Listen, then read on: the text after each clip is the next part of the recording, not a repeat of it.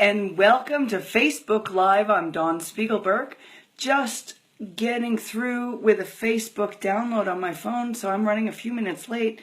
There was an installation I did not anticipate. Odd. But I'm here now. Welcome. It's Friday, February 17th, post-Valentine's Day. We are getting ready to taste wine tomorrow. Please join me at Eye of the Needle Winery. From 1 p.m. to 3 p.m., we will be tasting their new rosé that came out just in time for Valentine's Day called Moments. So please come share a moment with me tomorrow in Woodinville. It's a great way to kick off President's Day weekend and President's Day week. So please contact me if you'd like more information about it, or go to Facebook events. You'll find it there. It's going to be a great time. 1 o'clock to 3 o'clock tomorrow at Eye of the Needle Winery. Today we're going to talk about what makes it impossible to live the life of love and Valentine's Day every day. What most people don't understand is that negative thoughts actually create and set up our nervous system to be in discord. Positive thoughts create harmony in our nervous system. Positive thoughts allow the free flow of information from our heart to our brain, from our heart brain to our brain, and it is discord, which is the lack of harmony between our heart brain and our brain, that prevents us from experiencing love and the emotion of love every day. I should say the feeling of love. The emotion of love is one of the foundational emotions that feelings can arise from. We have two emotions that we exhibit, and all feelings stem from those emotions. If we begin from the emotion of love, all the feelings that come from that emotion have a foundation in love. For example, gratitude has a foundation in love. Happiness has a foundation in love. Joy, right? Name any positive emotion and positive feeling, In our society, we use the word emotion and feeling interchangeably, and I have been attempting to change that to distinguish between the two. So any positive feeling promotes and is based on the emotion of love and actually maintains the coherence and the free flow of nerve stimulus throughout our entire brain, from our brainstem even through to our frontal cortex.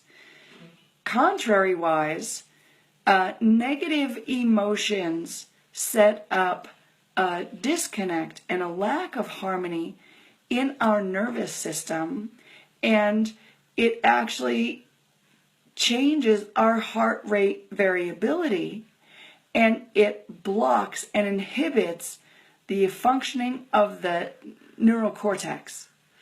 It's called cortical inhibition. So an increase in cortisol, an increase in the negativity and the negative aspects of stress, which has the emotional foundation in fear, creates negative feelings like anger, frustration, even depression, and that inhibits the full function of our brain. And it's really like wearing blinders. It's like having blinders and not seeing the possible outcomes or the possible choices that you have. It limits your ability to see and to make better choices.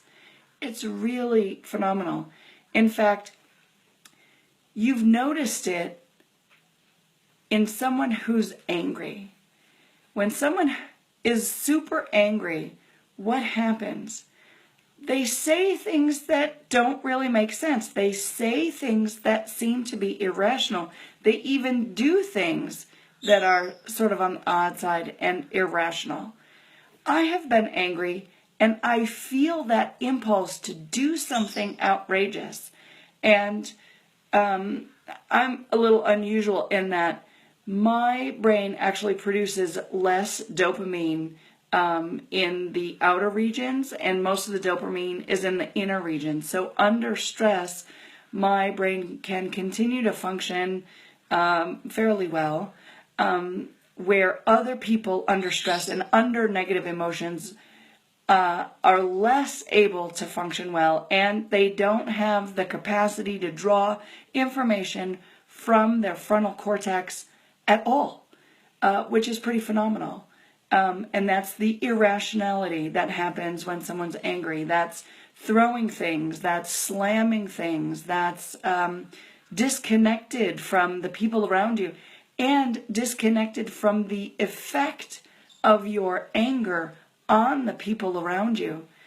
It's also amazing because when people are in this state of cortical inhibition, they don't see the extreme nature of their actions.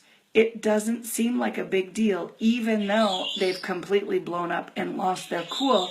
They don't see it and they don't experience it. They think of it as not a very big deal. And actually, now that I think about it, it makes sense when we think about situations, for example, in domestic violence, where someone loses their cool. It can be the man or the woman, and they don't understand the extreme nature of their actions and their behavior, which forces someone to call the police and get the police involved, and then sometimes they really super lose it, knowing that the police are coming. So understand, all of that comes from cortical inhibition, which has an extreme foundation from the emotion of fear, not the emotion of love. So, in conclusion, and this is a crazy subject, I know there's a lot more to talk about it, but in order to experience your Valentine's Day every day, in order to feel love every day, what I recommend is that you add more love to your life, do more loving things for yourself, and distinguish the difference between your feelings based in love and your feelings based in emotion. Embrace higher emotion feelings like gratitude and appreciation and caring for someone else. Understand what puts you in a state of fear. And guess what? Tax season is upon us. That might put you in a state of fear. I just recorded an amazing show with Rawness of Life, Lynn Brown, about taxes, what to maintain our focus on in tax season, and how it can be different for you. Rather than being stressful, it can be a completely different experience for you. Just as a side note, that will be airing March 17th at 12:30. 11:50 a.m. KKNW. Super excited. Thanks, Lynn, for that. But understand, higher vibration emotions come from a state of love. And if the world embraced love more often and put aside their fear in their lives, stopped experiencing emotions based in fear, emotions based in fear including paranoia, like I mentioned, anger, frustration, even depression.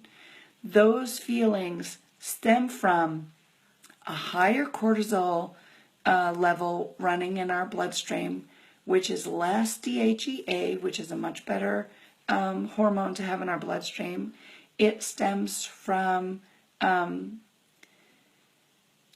living in a state of fear rather than living in a state of love. And honestly, we as human beings get to choose between love and between fear.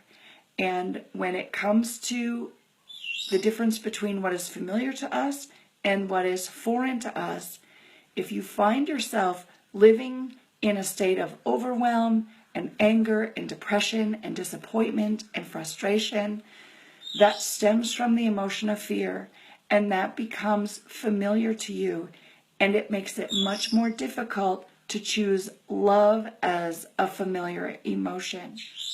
So choose love over fear.